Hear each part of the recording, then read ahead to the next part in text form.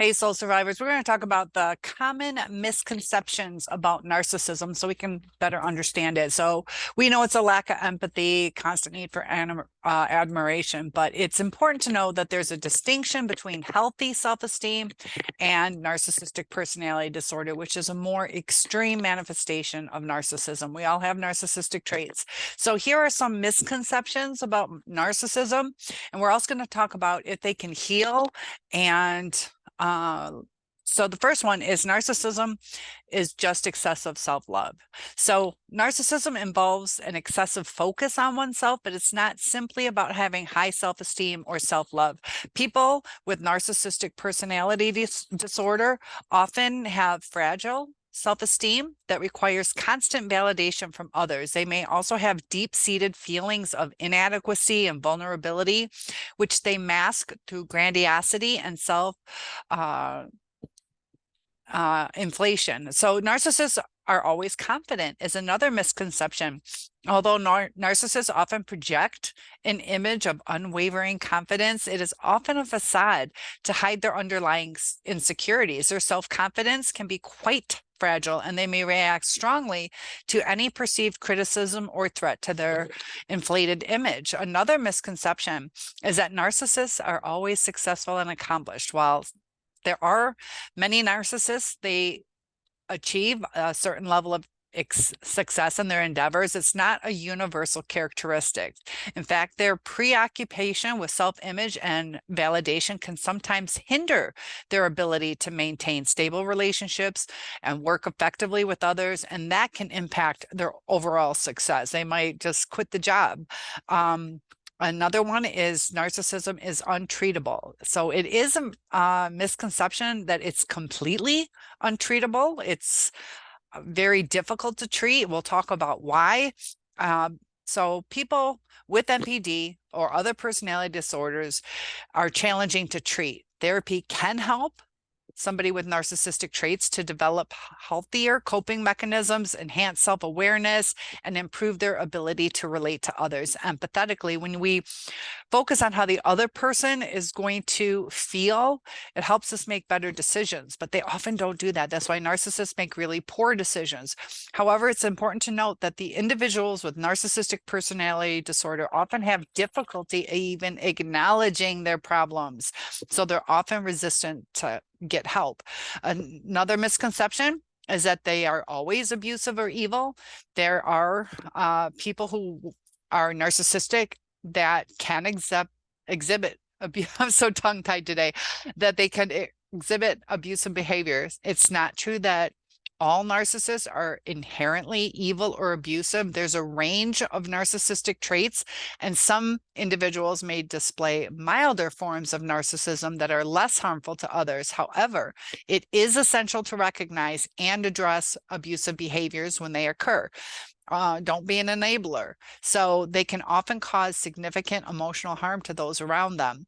And finally, the last misconception I have for you today is that it is solely the result of parenting or upbringing. Although childhood experiences can contribute to the development of narcissistic traits, we have to remember that the causes of narcissism, they are multifaceted, they're very complex. They can have things such as genetic factors, neurobiology, emotional influences, all play a role in the development of these narcissistic personality traits. It's not solely the result of poor parenting and upbringing. So can a narcissist be taught empathy, and do they feel the empathy?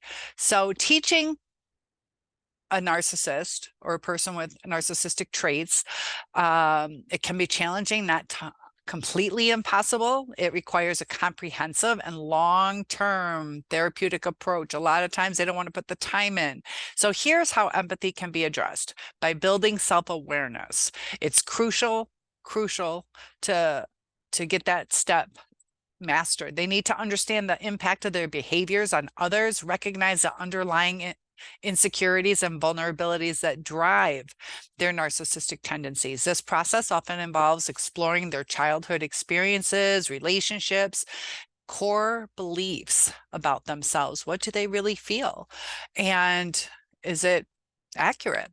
So, narcissists often hold distorted beliefs about themselves and others, such as a sense of entitlement, superiority, or a lack of empathy.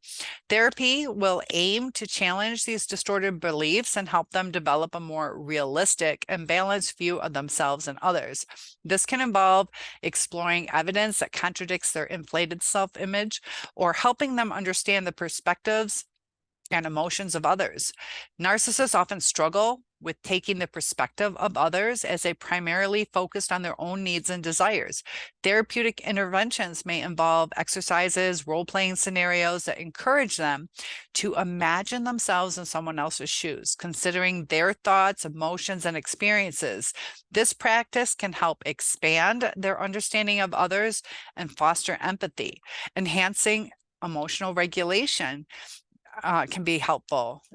They may have difficulty regulating their emotions, especially when they feel threatened or criticized, but therapy can focus on teaching them coping strategies to manage their emotions effectively.